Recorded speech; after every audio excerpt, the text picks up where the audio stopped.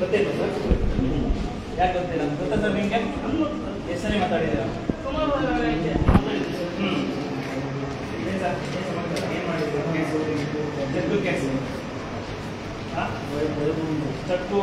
Check ಕೇಸಲ್ಲಿ 50,000 ತಗೊಂಡಿದ್ದೀರ ಲಂಚ. ನೀವೇ ವೆಂಕಟೇಶ್ ಡಿ ಅಂತ ಬೇಕಾರೆ ವೆಂಕಟೇಶ್ ದಾಸ್ ದೊಡ್ಡಾಪುರದಲ್ಲಿ ನೀವು ಈ 50,000 ಲಂಚ ತಗೊಂಡಿದ್ದೀರಿ. ಇದಕ್ಕೆಲ್ಲ ಯಾರು ಹೊಣೆ? ಏನಾಗಬೇಕಾಗಿ ಟ್ಯಾಕ್ಸ್ ಅದು ತಗೊಂಡಿದ್ದೀರಿ ನೋಡಿ, ರೆಕಾರ್ಡ್ಸ್ ಇದೆ. ಫೋನ್ ಪೇ ಮುಖಾಂತರ ಲಂಚ ತಗೊಂಡಿದ್ದೀರಾ? Phone pay ತೋರಿಸ್ಬೇಕಾ? ಅವ್ರದ್ದು ರೆಕಾರ್ಡ್ಸ್ ಐತೆ. 50,000 ರೂಪಾಯಿ ಲಂಚ ತಗೊಂಡಿದ್ದೀರಾ. ದೊಡ್ಡ ಅಧಿಕಾರಿ ನಮ್ಮ ಕರ್ನಾಟಕ ಈ ಭಾರತದಲ್ಲೇ ಪೊಲೀಸ್ ವ್ಯವಸ್ಥೆಯಲ್ಲಿ ಬೆಸ್ಟ್ ಪೊಲೀಸ್ ವ್ಯವಸ್ಥೆಯಲ್ಲಿ 2ನೇ ಸ್ಥಾನದಲ್ಲಿ. ಆದರೆ ನಿಮ್ಮ 2023 ತಗೊಂಡಿದ್ದು ದೊಡ್ಡಾಪುರದಲ್ಲಿ ಲಂಚ ತಗೊಂಡಿದ್ದ 50,000 ರೂಪಾಯಿ ಲಂಚ. ಸಹಾಯ ಬರ್ತಲ್ಲ ಮಾತಾಡಿ, ವಾಪಸ್ ಹಾಕಿ. ವಾಪಸ್ ಹಾಕಿ ಇಲ್ಲ, ವಾಪಸ್ ಹಾಕಿ. 50,000 ವಾಪಸ್ ಹಾಕಿ. ಲಂಚ ತಗೊಂಡು ಇದು ಮಾಡಿದ್ರೆ 50,000 ರೂಪಾಯಿ ಲಂಚ ತಗೊಂಡಿದ್ದು ಯಾವ್ದೋ ಒಂದು ವಿಚಾರಕ್ಕೋಸ್ಕರ. ಯೋಚನೆ ಮಾಡ್ಬೇಕು ನೀವೆಲ್ಲ. ಕರ್ಕೊಂಬರಿ ಸರ್ ಅವ್ರನ್ನು. 50,000 ವಾಪಸ್ ಹಾಕಿ ಸರ್. ಅವ್ರು ಏನು ನ್ಯಾಯ ಅನ್ನೋದು ಕೊಟ್ಟಿಲ್ಲ, ಏನೂ ಮಾಡಿಲ್ಲ. ಹಿಂಗಾದ್ರೆ ಹೆಂಗೆ ಸರ್ ವ್ಯವಸ್ಥೆ? ದಯವಿಟ್ಟು ನಾವೆಲ್ಲ ಪೊಲೀಸರು ಬ್ಲೇಮ್ ಮಾಡಲ್ಲ. ಇವೆಲ್ಲ ನೀವು ತಲೆ ಕೆಡ್ಸ್ಕೊಂಬಿಡಿ ದಯವಿಟ್ಟು. ಎಲ್ಲಾ ಪೊಲೀಸರು ಕೆಟ್ಟವ್ರು ಇರಲ್ಲ, ಒಳ್ಳೆಯವ್ರು ಇರ್ತಾರೆ. ಇವರು ದೊಡ್ಡಾಪುರದಲ್ಲಿದ್ದಾಗ ಪಾಪ ಯಾರೋ ವ್ಯಕ್ತಿ ನೋಡಿ, ಈ ವ್ಯಕ್ತಿಗೆ ಅಂತ 50,000 ರೂಪಾಯಿ ಇಸ್ಕೊಂಡು ನಾನು ಏನೋ ಯಾವ್ದೊಂದು ದುಡ್ಡು ಇಸ್ಕೊಡ್ತೀನಿ ಅಂತ ಹೇಳ್ಬಿಟ್ಟು 50,000 ರೂಪಾಯಿ ಲಂಚ ಇಸ್ಕೊಂಡಿದ್ದೆ. ರೆಕಾರ್ಡ್ಸ್ ಇದೆ. 60,000 ರೂಪಾಯಿ 70,000 ರೂಪಾಯಿ ಒಂದ್ಸರಿ ಕಳಿಸಿದ್ದೆ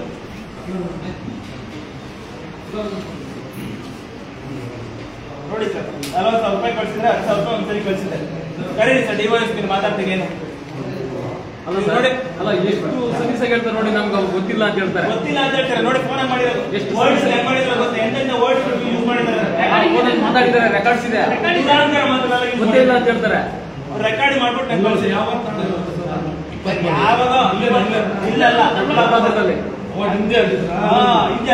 ಇಲ್ಲ ಈ ಸ್ಟೇಷನ್ ಯಾವ್ದೋ ದುಡ್ಡು ವಸೂಲಿ ಆಗ್ಬೇಕಾಯ್ತು, ವಸೂಲಿ ಮಾಡ್ಕೊಡ್ತೀನಿ ಅಂತ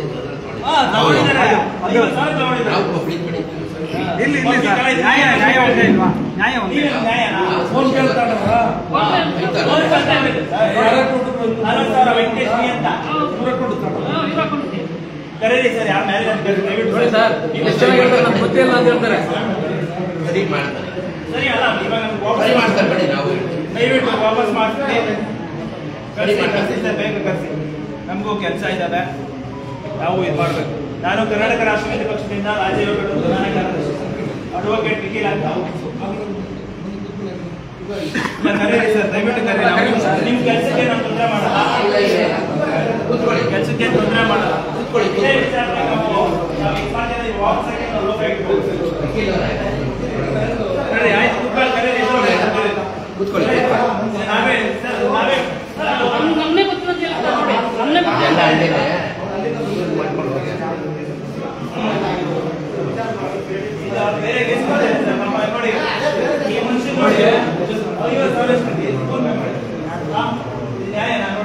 ಫೋನ್ ಪೇ ಮಾಡಿ 40,000 ಒಂದ್ಸರಿ ಮಾಡಿದ್ರೆ 10,000 ಒಂದ್ಸರಿ ಮಾಡಿದ್ರೆ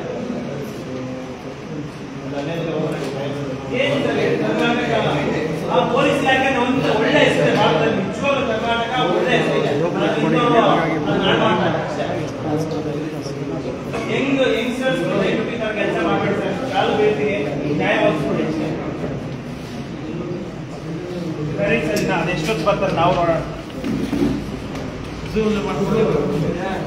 ಇಲ್ಲ ಸರ್, ಕೇಸ್ ಹಾಕೋಗ್ಬೇಕು.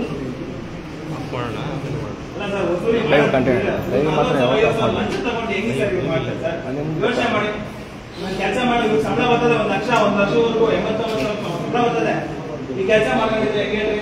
ಸಾರ್ವಜನಿಕರು ಬಂದಾಗಲ್ಲ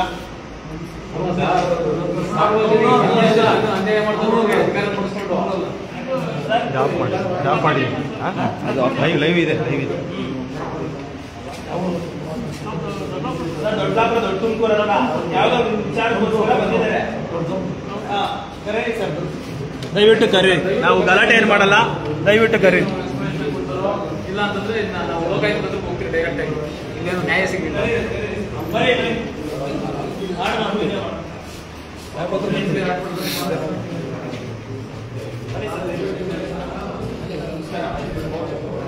advocate sir, KRS Patil district president, state president, state youth ಇಲ್ಲ ವಿಡಿಯೋ ಮಾಡಿ sir. Sir live sir video ಮಾಡಬಾರ್ದು. ಯಾಕೆ ಸರ್ ಮಾಡಬಾರ್ದು? ಸರ್ಕಾರಿ ಕಚೇರಿ ನಿಮಗೆ ವಿಡಿಯೋ ನಾನೇ ಕೊಡ್ತೀವಿ. ಬೇಡ ಸರ್, ವಿಡಿಯೋ ನಾವು ಎಷ್ಟು ನನ್ನಲ್ಲಿ ವಿಡಿಯೋ ಇದೆಯಪ್ಪ. ವಿಡಿಯೋ ಮಾಡ್ಬಾರ್ದು. ನನ್ನಲ್ಲಿ ವಿಡಿಯೋ ಇದೆ. ವಿಡಿಯೋ ಮಾಡ್ತಾರೆ? ನನ್ನಲ್ಲೇ ವಿಡಿಯೋ ಇದೆಯಲ್ಲ, ನೀವು ಯಾಕೆ ಮಾಡ್ತಾ ಇದ್ರಿ ಹೇಳಪ್ಪ? ಟ್ರಾನ್ಸ್ಪರೆನ್ಸಿ ಮೇಂಟೈನ್ ಮಾಡ್ತಾರೆ. ನಮ್ಮಲ್ಲೇ ಇದೆಯಲ್ಲ ವಿಡಿಯೋ. ನೀವು ಕೊಡ್ತೀರಾ ಅಂತ ಏನ್ ಗ್ಯಾರಂಟಿ? ಆರ್ಟಿಐ ಕೊಡಪ್ಪ. ಏನ್ ಪ್ರಾಬ್ಲಮ್ ನಿಮಗೆ? ನಮ್ಗೆ ಏನ್ ಗೊತ್ತಾ, ಲಂಚ ತಗೊಂಡಿದ್ದಾರೆ ಇವ್ರು. ಯಾರು? ಇವ್ರೆ ಯಾರೋ ಎಲ್ಲ ನೋಡಿ ಸರ್, ವೆಂಕಟೇಶ್ ಸರ್ ಬನ್ನಿ ಮಾಡು ವಿಡಿಯೋ ಮಾಡು. ಲೈವ್ ಆಗ್ತಾ ಇದೆ. ಇವಾಗ ಮೊನ್ನೆ ತರ ಗುಜರಾತ್ ಅಲ್ಲಿ ಒಂದು ಹೈಕೋರ್ಟ್ ಇನ್ಸ್ಟ್ರಕ್ಷನ್ ಕೊಟ್ಟಿದ್ದಾರೆ, ವಿಡಿಯೋ ಮಾಡುವುದು ಸರ್ಕಾರಿ ಕಚೇರಿಗಳಲ್ಲಿ ಅಂತ. ಇದು ಪೊಲೀಸ್ ಸ್ಟೇಷನ್ ಇನ್ಕ್ಲೂಡಿಂಗ್ ಅನ್ಕೊಂಡಿದ್ದೀವಿ. ನೋಡಿ ಸರ್, 50,000 ಲಂಚ ತಗೊಂಡಿದ್ದಾರೆ. ಏನಪ್ಪ ಇವ್ ವಿಕ್ಟಿಮು, ಇವ್ರ ಹತ್ರನೇ 50,000 ಲಂಚ ತಗೊಂಡಿದ್ದಾರೆ. ಈ ಬಗ್ಗೆ ಏನ್ ಸರ್ ಮಾಡೋದು? ಅದನ್ನ ವಾಪಸ್ ಕೊಡ್ಸಿ ನಾವು ಓಟ್ ಹಾಕ್ತೀವಿ. ಇವ್ರೆ ವೆಂಕಟೇಶ್ ಸರ್ ತಗೊಂಡಿರೋದು. ದೊಡ್ಡಬಳ್ಳಾಪುರ ಸ್ಟೇಷನ್ ಅಲ್ಲಿ ಇದ್ದಾಗ ಯಾವ್ದೋ ಒಂದು ಕೇಸ್ ವಿಚಾರದಲ್ಲಿ ಬಾರಪ್ಪ ನಾನು ಸಾಲ್ವ್ ಮಾಡ್ಕೊಡ್ತೀನಿ ಅಂತ ಹೇಳ್ಬಿಟ್ಟು ಲಂಚ ತಗೊಂಡಿದ್ದಾರೆ. ಅದಕ್ಕೆ ಸರ್ ಇವ್ರು ಪಾಪ ಏನು ಕೇಸು ಸಾಲ್ವ್ ಮಾಡ್ಕೊಟ್ಟಿಲ್ಲ, ನ್ಯಾಯನೂ ತರಿಸ್ಕೊಟ್ಟಿಲ್ಲ. ಇವಾಗ ಅವ್ರು ಫೋನ್ ಮಾಡಿದ್ರೆ ಫೋನು ರಿಸೀವ್ ಮಾಡ್ತಾ ಇಲ್ಲ. ಪಾಪ ಈ ವ್ಯಕ್ತಿ ನಮ್ಮ ಹತ್ರ ಬಂದು ನ್ಯಾಯ ಕೊಡಿ ಸರ್ ಅಂತ ಕೇಳಿದ್ರು. ನಾವು ಒಂದು ರಾಜಕೀಯ ಪಕ್ಷವಾಗಿ ಬಂದು ನಾವು ನ್ಯಾಯ ಕೊಡಿಸ್ಬೇಕಂತ ಬಂದಿದ್ದೀವಿ ಸರ್. ದಯವಿಟ್ಟು ಇದನ್ನು ವಾಪಸ್ ಹಾಕ್ಸಿ ಸರ್. ನಾವು ಬಿಟ್ಟರೆ ನಾವೇನು ಕೇಳಲ್ಲ. ಅರ್ಜಿ ಕೊಟ್ಟರೆ ಅಲ್ಲ ಸರ್, ಕಣ್ಮುಂದೆನೇ ಇದೆಯಲ್ಲ, ಅರ್ಜಿ ಇದೆಯಾ? ನೀನ್ ಕಣ್ಮುಂದೆ ನೋಡಿದ್ದಲ್ಲ ಯಾಕೆ ಆಗಲ್ಲ? ಅಡ್ವೊಕೇಟ್ ಇವಾಗ ವಾಪಸ್ ಹಾಕ್ಸಿ. ಅರ್ಜಿ ಕೊಡಪ್ಪ. ಅರ್ಜಿ ಹೆಂಗ್ ಕೊಡಕ್ಕಾಗಲ್ಲ? ನಾವು ಲೋಕಾಯುಕ್ತಕ್ಕೆ ಹೋಗ್ತಾ ಇದ್ವಿ. ಹೋಗಿ ಲೋಕಾಯುಕ್ತಕ್ಕೆ. ಆಯ್ತು ಬಿಡಿ, ಹೋಗ್ತೀವಿ ಬಿಡಿ. ಆಯ್ತು ಬಿಡಿ. ಇವ್ರ ಹೆಸರು ಇದ್ ಮಾಡ್ಕೊಳ್ಳಿ, ಹೋಗೋಣ ಬಿಡಿ. ಫಸ್ಟ್ ಸ್ಟೇಷನ್ ಇದ್ರು ಎಲ್ಲ ನೀವು ಸಪೋರ್ಟ್ ಮಾಡಂಗಿದ್ದೀರಿ ಸರ್. ಅಲ್ಲ ಅರ್ಜಿ ಕೊಡಪ್ಪ ಅಂತ ಕೇಳ್ತಾ ಇದ್ದೀನಿ. ಇವ್ರೆ ಗೊತ್ತಿಲ್ರೆ ಒಂದು ರಿಕ್ವೆಸ್ಟ್ ಅರ್ಜಿ ಕೊಡ್ರಿ ಫಸ್ಟ್. ನೀವು ಬೆದರ್ತಾ ಇದೀಯ. ರೆಸ್ಪೆಕ್ಟ್ ಕೊಟ್ಟು ಮಾತಾಡ್ತಾ ಇದೀನಿ. ನೀವು ರೆಸ್ಪೆಕ್ಟ್ ಹೇಳ್ತಾ ಇದೀವಿ. ನಿನಗಲ್ಲ, ನಿಮಗೆ ಅರ್ಜಿ ಕೊಡಿ ಅಂತ ಹೇಳ್ತಾ ಇದ್ದೀನಿ. ಅರ್ಜಿ ಕೊಟ್ಬಿಡಿ ಅಂತ ಏನು ಸರಿ? ಎಷ್ಟು ದಿನ ಕ್ಲಿಯರ್ ಮಾಡ್ಕೊಡ್ತೀರಾ ಇದನ್ನ? ಫಸ್ಟ್ ಅರ್ಜಿ ಕೊಡಪ್ಪ ನೀನು. ಫಸ್ಟ್ ಅರ್ಜಿ ಕೊಡು. ಆಮೇಲೆ ಅರ್ಜಿ ಕೊಟ್ಟ ಮೇಲೆ ವಿಚಾರ ನೋಡ್ಕೊಂಡು ಕೊಟ್ಟಾದ್ಮೇಲೆ ಮಾತಾಡೋಣ. ಓಕೆ, ಇವಾಗ ಅರ್ಜಿ ಬರ್ಕೊಡ್ತೀರಿ, ಇವಾಗ ಸಾಲ್ವ್ ಮಾಡ್ಕೊಡ್ತೀರಾ? ನೀ ಕೊಡಪ್ಪ ಫಸ್ಟ್ ಅರ್ಜಿ. ಆಯ್ತು, ಅರ್ಜಿ ಬರ್ಕೊಡ್ರಿ. ಈಗಲೇ ವಿಚಾರಣೆ ಮಾಡ್ಬೇಕಲ್ಲ. ವಿಚಾರಣೆ ಮಾಡೋದಲ್ಲ ಸರ್, ಕಣ್ಮುಂದೆ ಕೊಡು ಅರ್ಜಿ. ವಿಚಾರಣೆ ಆಮೇಲೆ ಮಾತಾಡೋಣ. ಜೋರಾಗೆಲ್ಲ ಮಾತಾಡಿ, ನಮಗೂ ಬರುತ್ತೆ. ನಾನು ಕಿರ್ಸ್ತೀನಿ, ನಮಗೂ ಬರುತ್ತೆ. ನಾವು ಒಂದು ರೆಸ್ಪೆಕ್ಟೆಡ್ ಆಗಿ ಮಾತಾಡ್ತಾ ಇದ್ದೀವಿ. ನಾನು ರೆಸ್ಪೆಕ್ಟ್ಫುಲ್ ಆಗಿ ನಿಮ್ಗೆ ಹೇಳ್ತಾ ಇದ್ದೀನಿ. ಅರ್ಜಿ ಅರ್ಜಿ ಕೊಡು ಅಂತ ಕೇಳ್ತಾ ಇಲ್ಲ. ಆಯ್ತು, ಇವ್ರ ಮೇಲೆ ಲೋಕಾಯುಕ್ತ ಕಂಪ್ಲೇಂಟ್ ಮಾಡೋಣ. ಇವ್ರು ಅರ್ಜಿ ಬರ್ಕೊಡ್ತಾರೆ. ಆಯ್ತು ಹೋಗೋಣ ಸರ್. ನಿಮ್ಮ ಮನೆಗೆ ಬಂದಿಲ್ಲ ಸರ್. ಆಯ್ತು, ನಾನು ನಿಮ್ಮ ಮನೆಗೆ ಬಂದು ಕೆಲಸ ಮಾಡ್ತಾ ಇಲ್ಲ. ನಿಮ್ಮ ಮನೆಗೆ ಬಂದು ನಾನು ಊಟ ಮಾಡ್ತಾ ಇಲ್ಲ. ಸರ್ಕಾರಿ ಕೆಲಸ ಕಟ್ಟ ತೆರಿಗೆಯಿಂದ ಬಂದಿದ್ದೀನಿ. ಆಯ್ತು, ಕನ್ಸರ್ನ್ ಲೋಕಾಯುಕ್ತಕ್ಕೆ ಕೊಡಿ ಅರ್ಜಿನ. ಹೌದಾ ಸರ್? ಆಯ್ತು ಸರ್, ಆಯ್ತು. ಲೋಕಾಯುಕ್ತಕ್ಕೆ ಕೊಡಬೇಡಿ. ಲೋಕಾಯುಕ್ತಕ್ಕೆ ಕೊಡ್ರಿ. ಆಯ್ತು, ಲೋಕಾಯುಕ್ತಕ್ಕೆ ಕೊಡೋಣ ಬಿಡಿ. ಆಯ್ತು ಬಿಡಿ. ಆಯ್ತು ನೋಡ್ರಿ, ನೋಡಿ ಆಚೆ ಹೋಗೋಣ. ಎಲ್ಲಿ ಮಾತಾಡೋಣ ಬರ್ರಿ. ಆಚೆ ಹೋಗೋಣ ನೋಡಿ. ಮಾತಾಡೋಣ, ಕಟ್ ಮಾಡ್ಬೇಡ ನೋಡಿ. ಲೈವ್ ಕಟ್ಟಾಗ ಯಾವ್ದೇ ಕಾರಣಕ್ಕೂ ಲೈವ್ ಕಟ್ ಮಾಡ್ಬೇಡ, ಕಟ್ ಮಾಡ್ಬೇಡ. ಏನವ್ರ ಹೆಸರು? ಮಾತಾಡಿ ನೋಡಿ, ಕಟ್ ಮಾಡ್ಬೇಡ್ರಿ. ಏನಾಯ್ತು? ಅಲ್ಲ ಸರ್, ಬೇಡ ಬಿಡಿ. ಅವ್ರ ಮೇಲೆ ನನ್ನ ಮಾತು ಕೇಳ್ತಾರೆ ಸರ್. ನಮ್ಗೆ ಹುಡುಕ್ಬೇಡಿ ಆಯ್ತು, ಅವ್ರಿಗೆ ಕಂಪ್ಲೇಂಟ್ ಮಾಡಿ ಸರ್. ಲೋಕಾಯುಕ್ತ ಕೊಡಿ ಅಂತ ಹೇಳ್ತಿದಾರಲ್ಲ ಅವರು. ಅಲ್ಲ, ಅವ್ರು ನೋಡಿ ಎಷ್ಟು ದಿಮಾಕ ಜಾಸ್ತಿ ಆಗಿದ್ರೆ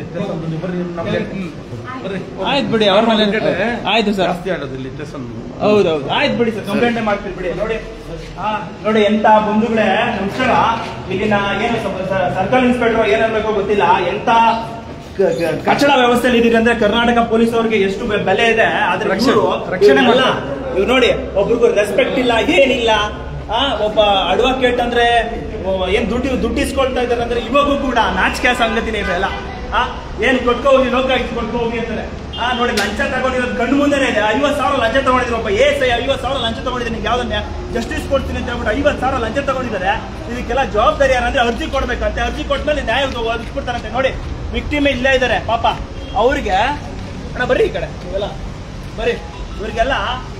ಇವ್ರಿಗೆಲ್ಲ ನಾಚಿಕೆ ಆಗ್ಬೇಕು. ಏನ್ ಹೇಳ್ಬೇಕು ಗೊತ್ತಿಲ್ಲ.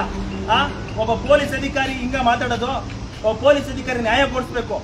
ನ್ಯಾಯ ಕೊಡ್ಸೋ ತರ ನಡ್ಕೊಬೇಕು. ಇವರೇ ಲಂಚ ಇಸ್ಕೊಂಡು ನೀನು ಅರ್ಜಿ ಕೊಡು, ಅದು ಕೊಡು, ಇಲ್ಲ ಲೋಕಾಯುಕ್ತಕ್ಕೆ ಹೋಗು ಅಂತ ಇವರೇ ಹೇಳ್ತಾರೆ. ನಮ್ಗೇನು ಗೊತ್ತಿಲ್ಲ ಲೋಕಾಯುಕ್ತಕ್ಕೆ ಹೋಗಕ್ಕೆ. ಅದಕ್ಕೆ ಇವ್ರು ಬಂಡವಾಳ ಬಯಲು ಮಾಡ್ಬೇಕಂತಾನೆ ನಾವು ಬಂದಿರೋದು. ಇವ್ರು ಬಂಡವಾಳ ಏನು, ಇವ್ರು ದೊಡ್ಡಬಳ್ಳಾಪುರದಲ್ಲಿ ಇರ್ತಾರೆ. ವಸ್ತುಸ್ಥಿತಿ ಹೇಳ್ತೀನಿ ಕೇಳಿಸ್ಕೊಳ್ಳಿ. ದೊಡ್ಡಬಳ್ಳಾಪುರದಲ್ಲಿ ವೆಂಕಟೇಶ್ ಡಿ ಕಸಬಾ ಸ್ಟೇಷನ್ ಅಲ್ಲಿ ವೆಂಕಟೇಶ್ ಡಿ ಅನ್ನೋ ASI ಇರ್ತಾರೆ. ಇವ್ರೇನ್ ಮಾಡ್ತಾರಂದ್ರೆ ಸುಮಾರು ಏನೋ ಒಂದು 2023ರಲ್ಲಿ 50,000 ರೂಪಾಯಿ ಇಸ್ಕೊಳ್ತಾರೆ. 50,000 ರೂಪಾಯಿ ಇಸ್ಕೊಂಡು ನಾನು ನೀನ್ ಕೆಲಸ ಮಾಡ್ಕೊಡ್ತೀನಿ ಅಂತ ಹೇಳಿ ಸುಮಾರು ಅಲಿಸ್ಬಿಡ್ತಾರೆ ಈ ವ್ಯಕ್ತಿನ. ನೀನ್ ಕೆಲಸ ಮಾಡ್ಕೊಡ್ತೀನಿ, ನೀನೇನು ಚೀಟಿ ವ್ಯವಹಾರದಲ್ಲಿ ಇವ್ರು ಕೆಲಸ ಮಾಡ್ಕೊಡ್ತೀನಿ ಅಂತ ಹೇಳಿ ಅಲಿಸ್ಬಿಡ್ತಾರೆ. 50,000 ರೂಪಾಯಿ ಲಂಚ ತಗೊಂಡಿರ್ತಾರೆ. ಸುಮಾರು ಅವ್ರಿಗೆ ವಿಡಿಯೋಗಳು ಕೇಳಬೇಕು, ಆಡಿಯೋ ರೆಕಾರ್ಡ್ಗಳು ಕೇಳಬೇಕು. ವರ್ಷದಂಗ್ ಮಾತಾಡ್ತಾ ಇರ್ತಾರೆ ಕೆಟ್ಟ ಮಾತುಗಳು ಕೇಳಕ್ಕೆ ಇವರು ಪೊಲೀಸರು ಅನ್ಸ್ಬಿಡ್ತದೆ. ನಿಜವಾಗ್ಲು ಪೊಲೀಸರು ನಮ್ಗೆ ವ್ಯವಸ್ಥೆ ಬಗ್ಗೆ ನಮ್ಗೇನು ಅನುಮಾನ ಇಲ್ಲ. ಕೆಲವೊಂದು ಪೊಲೀಸರು ಇದ್ದಾರೆ, ಒಳ್ಳೆ ಕೆಲಸನೂ ಮಾಡ್ತಾ ಇದ್ದಾರೆ. ಆದ್ರೆ ಇಂಥ ವ್ಯಕ್ತಿಗಳನ್ನ ನಾವ್ ಹೆಂಗ್ ಸಂಭಾಳಿಸ್ಬೇಕು, ಏನ್ ಮಾಡ್ಬೇಕು ಅದನ್ನೇ ಸಪೋರ್ಟ್ ವಹಿಸೋರು ಇಲ್ಲಿನ ಮೇಲಿನ ಅಧಿಕಾರಿಗಳು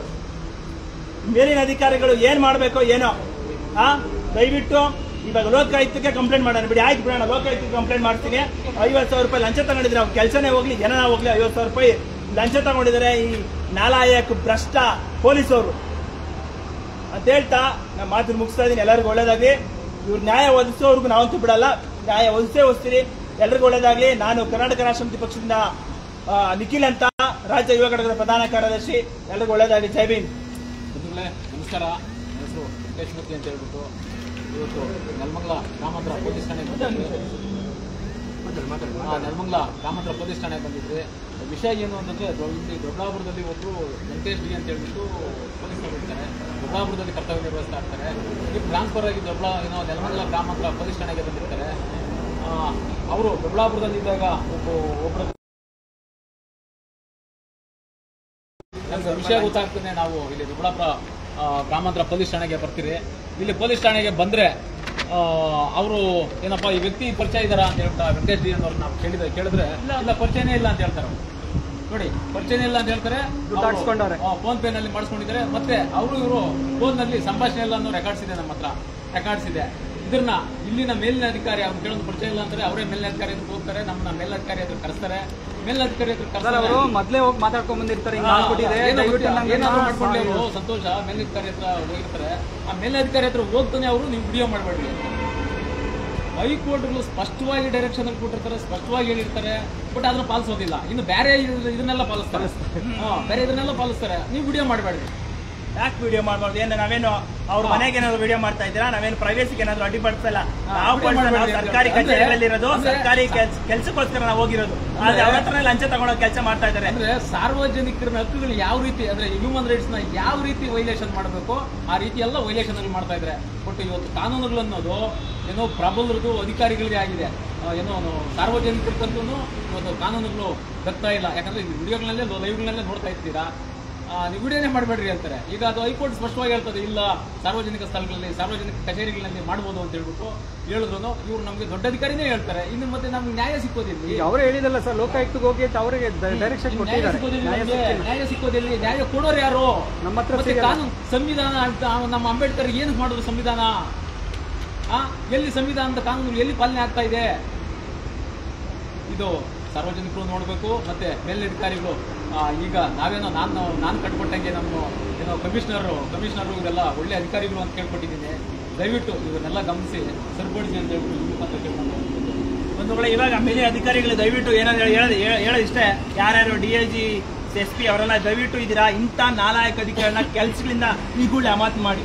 ಇರೋ ಮರ್ಯಾದೆನೂ ಕೂಡ ಭಾರತದಲ್ಲೇ ಸಖತ್ ಮರ್ಯಾದೆ ಇರ್ತಕ್ಕಂಥ ಪೊಲೀಸ್ ವ್ಯವಸ್ಥೆ ಇದೆ ನಮ್ಮ ಭಾರತದಲ್ಲಿ. ಕರ್ನಾಟಕದಲ್ಲಿ 2ನೇ ಸ್ಥಾನ. ಯಾರು ಬೆಸ್ಟ್ ಪೊಲೀಸ್ ವ್ಯವಸ್ಥೆ ಇರೋದು ಭಾರತದಲ್ಲಿ 2ನೇ ಸ್ಥಾನ ಕರ್ನಾಟಕ ಇರೋದು. ಅದು ಗೊತ್ತಿಲ್ಲ ಅನ್ಸುತ್ತೆ ಇವ್ರಿಗೆಲ್ಲ. ಆದ್ರೆ ಇಂಥ ಏನು ನಾಲಾಯಕ ಏನನ್ಬೇಕೋ ಇವ್ರನ್ನ ಗೊತ್ತಿಲ್ಲ. ಭ್ರಷ್ಟ ಕಳ್ಳ ಅಧಿಕಾರಿಗಳಿಂದ ಕರ್ನಾಟಕ ಪೊಲೀಸ್ವರೆಗೂ ಮಾನ ಮರ್ಯಾದೆ ಹೋಗ್ತಾ ಐತೆ. ಇದು ಏನು ನೋಡ್ಬೇಕು, ಇವರು ಏನ್ ಮಾತಾಡೋದು ನೋಡ್ಬೇಕು, ಆ ಶೈಲಿ ನೋಡ್ಬೇಕು. ಯಾರೋ ಗುಂಡಾಗಳು ಬಂದವ್ರೆ, ಗುಂಡಾಗಳನ್ನ ಟ್ರೀಟ್ ಮಾಡೋ ತರ ಟ್ರೀಟ್ ಮಾಡ್ತಾರೆ. ಯಾರು ಸಾರ್ವಜನಿಕರುಗಳನ್ನ, ಒಬ್ಬ ಅಡ್ವೊಕೇಟ್ ನಾಗು ಯಾವ ತರ ಮಾತಾಡ್ಸ್ಬೇಕು ಅನ್ನೋದು ಒಂದು ಏನು ನೈತಿಕತೆ ಇಲ್ಲ, ಒಂದು ಇದಿಲ್ಲ, ಹಂಗ್ ಮಾತಾಡ್ಸ್ತಾರೆ. ಇರ್ಲಿ, ಆಯ್ತು, ನಾವು ಇದನ್ನ ಲೋಕಾಯುಕ್ತಿಗೆ ಕಂಪ್ಲೇಂಟ್ ಮಾಡೋಣ. ಅವ್ರು ಬಂದು ಏನ್ ಕ್ರಮ ತಗೊಳ್ತಾರೆ ತಗೊಳ್ಳಿ. ನಾವು ಇವರು ವಿಕ್ಟಿಮು ಇದ್ದಾರೆ, ನಮ್ಮ ಹತ್ರ ರೆಕಾರ್ಡ್ಸ್ ಇದೆ, ಅವರು ಫೋನ್ ಪೇ ಮಾಡಿರೋದು ಅದೆಲ್ಲ ರೆಕಾರ್ಡ್ಸ್ ಇದೆ. ನಾವು ಅವ್ರ ಮೇಲೇನೆ ಕಂಪ್ಲೇಂಟ್ ಮಾಡ್ತೀವಿ ಅಂತ ಹೇಳ್ತಾ ಮಾತು ಮುಗಿಸ್ತಾ ಇದ್ರಿ. ಎಲ್ರಿಗೂ ಒಳ್ಳೆದಾಗ ಆಯ್ತು.